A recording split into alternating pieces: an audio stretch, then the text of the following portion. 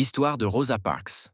Née le 4 février 1913 à Tuskegee, Alabama, a vécu dans une Amérique profondément marquée par la ségrégation raciale. Dès son enfance, elle a été confrontée à des injustices raciales, ce qui a forgé son caractère et son engagement envers l'égalité.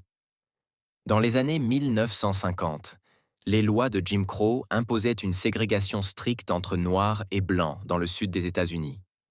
Les Noirs étaient souvent traités comme des citoyens de seconde zone, avec des accès limités aux transports publics, aux écoles et aux installations publiques. L'acte de désobéissance.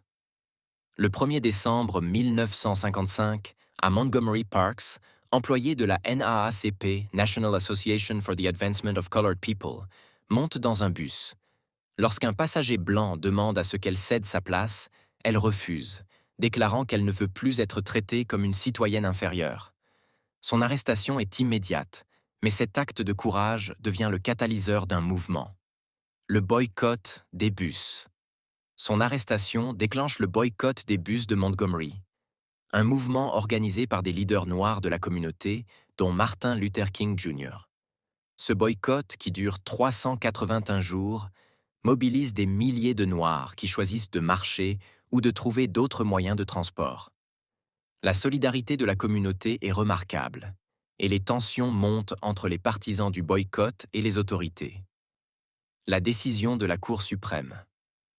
En novembre 1956, la Cour suprême des États-Unis déclare que la ségrégation dans les bus est inconstitutionnelle, marquant une victoire majeure pour les droits civiques. Ce succès renforce le mouvement et établit Rosa Parks comme une figure emblématique de la lutte pour l'égalité. Après le boycott, la vie de Parks devient plus difficile. Elle reçoit des menaces et est forcée de quitter Montgomery. Elle déménage à Detroit, où elle continue à défendre les droits civiques, participant à des conférences et à des événements, tout en travaillant pour des organisations communautaires. Rosa Parks est décédée le 24 octobre 2005.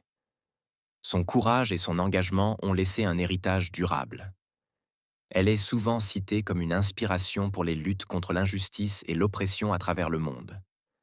En 1999, elle a été honorée par le Congrès américain et a reçu la médaille d'or du Congrès en reconnaissance de son rôle crucial dans le mouvement des droits civiques.